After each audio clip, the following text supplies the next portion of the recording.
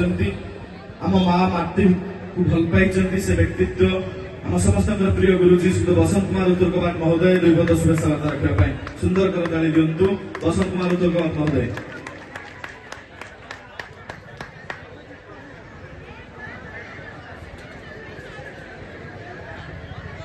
শারদীয় পার্বণর মুখ্য নায়িকা যিয়ে আজ বিশ্বরে মুখ্য নায়িকা ভূমিকা গ্রহণ করেছেন সেই বিজয়া দশমী মা জগজ্জননী দুর্গাঙ্ক পাদ তলে মোর কোটি কোটি প্রণাম। কলাক্ষেত্র কাব্যক্ষেত্র কবিতীর্থ ওড়িশার ସବୁଠାରୁ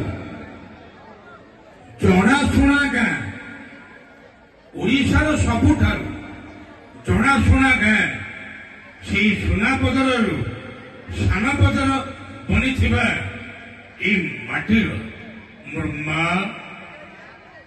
ଭଉଣୀ ଦଦା ଖୁଡ଼ୀ ମଉସା ମାଉସୀ ମୋର ସମସ୍ତ ପାଦ ତଳେ ଯେତେ ସଂଖ୍ୟା ରହିଛି ପରାର୍ଥ ସଂଖ୍ୟା ମୁଁ ସେତିକି ଆଗ ମୁଣ୍ଡିଆ ମାରିଛି। ଗୋଟେ କଥା କହିବି ମାତ୍ର ମିନିଟିଏ ଭିତରେ ଶେଷ କରିଦେବି। ଏ ଗାଁକୁ କେମିତି ପରିଚିତ କରିପାରିଛନ୍ତି ଓଡ଼ିଆ ସାହିତ୍ୟ ଇତିହାସର ଓଡ଼ିଆ ସାହିତ୍ୟର ଇତିହାସରେ ଆର୍ତ୍ତବଲ୍ଲଭ ମହାନ୍ତି ସେ କହିଛନ୍ତି ଓଡ଼ିଶା ସାହିତ୍ୟ ଇତିହାସରେ ଖୋର୍ଦ୍ଧା ଠାରୁ ଖୁରୁଝାଗଡ଼ ଠାରୁ 50 କିଲୋମିଟର ଅନ୍ତରରେ ଏକ ଗାଁ ଅଛି। ସେ ଗାଁର ନାଁ ସାନପଦର। ପଢ଼ନ୍ତୁ ସେ ପୁସ୍ତକ ମୁଁ ରଖିଛି।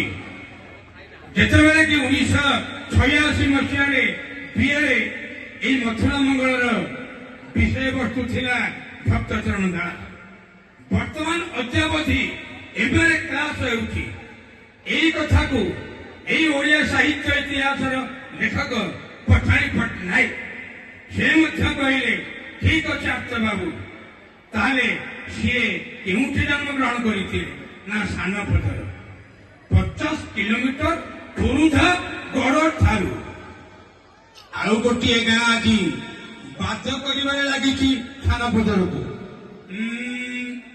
ସିଏ ଆମ ପାଖରେ ଥିଲେ ନା?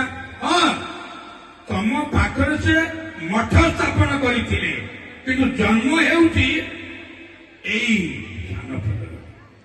କାହିଁକି ପରିଚିତ একথা থেকে প্রশ্ন করুনাহান্তি মতে। কলা কলেবর কহ্নেই সঙ্গে রহি সুত করন্তি মথুরা বিজয়ে দাঙ্গে দেখ সংঘাত। যেতেবেলে 300 বর্ষ তলে এ পাঠটা মাটিবংশ উত্থানে ওঝা উত্থানে পঢ়েই দৌଥିଲେ ସେତେବେଳେ ତା ବାପା କହୁଥିଲା ମୋ ପୁଅର ପାଠ ଶେଷ ହେଲା। ବିଷ କହୁଛି ମଥୁରା ମଙ୍ଗଳ କାବ୍ୟଟିକି ପଢି ସାରିଲା ପରେ ସେ ପିଲାର ଶିକ୍ଷାଗତ ଯୋଗ୍ୟତା ହେଇଗଲା ବୋଲି ଏହା ଥିଲା ଓଡ଼ିଶାର ଶିକ୍ଷାର ମାନଦଣ୍ଡ। ବୁଝନ୍ତୁ ଆପଣମାନେ ପୁରୁଖା ଲୋକଠାରୁ ବୁଝନ୍ତୁ। ତାହେଲେ ସାନପଦରଟା କୋଉ କାଳୁ ପରିଚିତ এই ଉତ୍କଳ ଭୂଖଣ୍ଡରେ। ଉତ୍କଳ ଭୂଖଣ୍ଡରେ ସାନପଦର ବହୁ ଦିନୁ ପରିଚିତ। ଆଗ ପ୍ରମାଣ କରିବୁ। ଦ୍ୱିତୀୟ କଥା ଆସିବି ଏ ମାଟି କଳାର ମାଟି। ଯେଉଁଠି କବି କାବ୍ୟ ଛାନ୍ଦ ପ୍ରବନ୍ଧ ଆଲୋଚନା ହୁଏ ସେ ମାଟିରେ କୁଳବାଳୁଙ୍ଗା ଜନ୍ମ ହୁଅନ୍ତିନି।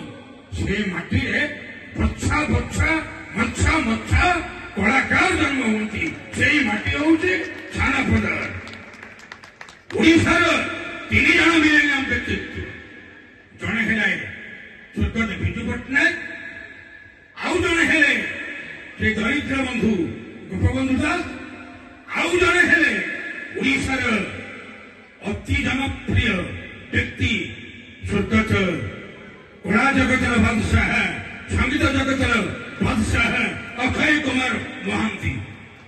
ସେ କେତେ ଗବେଷଣା କରି ଲେଖିଥିଲେ, ଆରେ ଜନି ଦାସ କହେ ରେ ଭାଇ ଏ କଥା ଏ ବଡ଼ ସଚା, ଏ ଦୁନିଆରେ କେହି ନା କେହି କାହାରତେ ଚାମଚା, ଏ ଦୁନିଆରେ କେହି ନା